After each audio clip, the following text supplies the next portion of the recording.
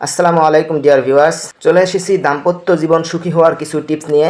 কারণ দাম্পত্য জীবন সুখী হলে একটা সমাজ সুস্থ হবে এবং সমাজ সুস্থ হলেই দেশেরও উন্নতি হবে।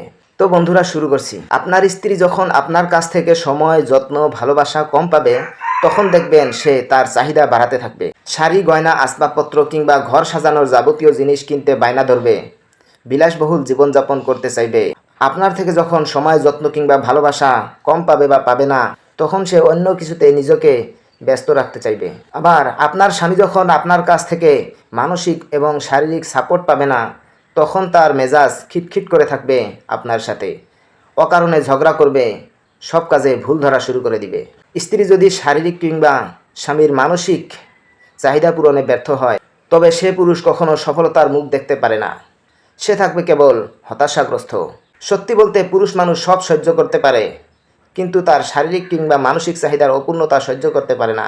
আপনি আপনার স্বামীর সাথে যত শারীরিক দূরত্ব বজায় রাখবেন, আপনার মাঝে তত দূরত্ব স্বামীর সাথে তার বাড়তে থাকবে। জানেন তো, মানুষ তার সঙ্গীর অবহেলা পেলে মনে জেদ, তেজ আর রাগ পুষতে থাকে, যা এক সময় অনেক বড় ধরনের ক্ষতির কারণ হয়ে দাঁড়ায়।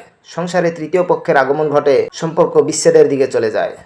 আর তখন পাশাপাশি এক বিছানায় থেকে শুধু নামমাত্র সংসারের দায়িত্ব পালন করে গেলেও মনের দূরত্বটা কিন্তু আজীবন থেকেই যায়।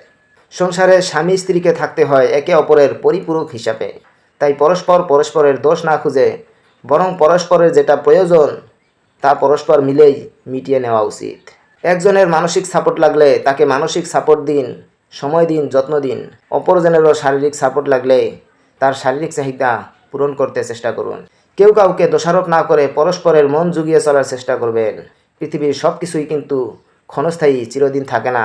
সংসার জীবনে অশান্তি নিয়ে পৃথিবীর কোনো মানুষই ভালো থাকতে পারে না, কশ্চিনকালেও না। এই ক্ষেত্রে স্বামী যেহেতু সংসারের গার্জিয়ান, সংসারের মুরব্বী, তাই স্বামীদেরকে কিছু কথা বলছি।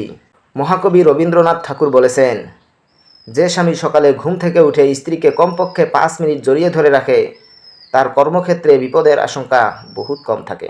মহান সাহিত্যিক হুমায়ুন আহমেদে কইছে, বউয়েরা ঘরের লক্ষ্মী, এদেরকে যত বেশি ভালোবাসা দেওয়া হয় তত বেশি সংসারে শান্তি আসে। সুনীল গঙ্গোপাধ্যায় বলেছেন, স্ত্রীকে যথেষ্ট পরিমাণ সময় দিন, না হয় যথেষ্ট পরিমাণ বিশ্বাস করুন, সংসার আর কখনো যুদ্ধক্ষেত্র মনে হবে না। মহাকবি কাজী নজরুল ইসলাম বলেছেন, সেই পুরুষই কাপুরুষ যে ব্যক্তি নিজের স্ত্রীর কাছে প্রেমিক হতে পারে নাই। সত্যজিৎ রায় বলেছেন, প্রতিদিন স্ত্রীকে একবার আমি তোমাকে ভালোবাসি এই কথা বললে অনেক দুশ্চিন্তা দূর হয়ে যায়। মেয়েদের মন ও ভালোবাসা এবং অভিমান দুটোটাই একটু বেশি থাকে, তাই অভিমানকে ভালোবাসার চেয়ে বড় করে দেখবেন না। তাই স্বামীদের উচিত যে স্ত্রীর অভিমান ভালোবাসা দিয়ে বদলে দেওয়া।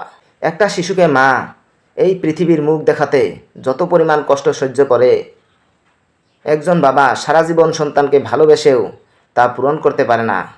তাই অবশ্যই মাকে ভালোবাসবেন, মার যত্ন খেয়াল রাখবেন, কিন্তু আপনার সন্তানের মাকেও সেরকমই আদর, যত্ন এবং ভালোবাসা দিবেন।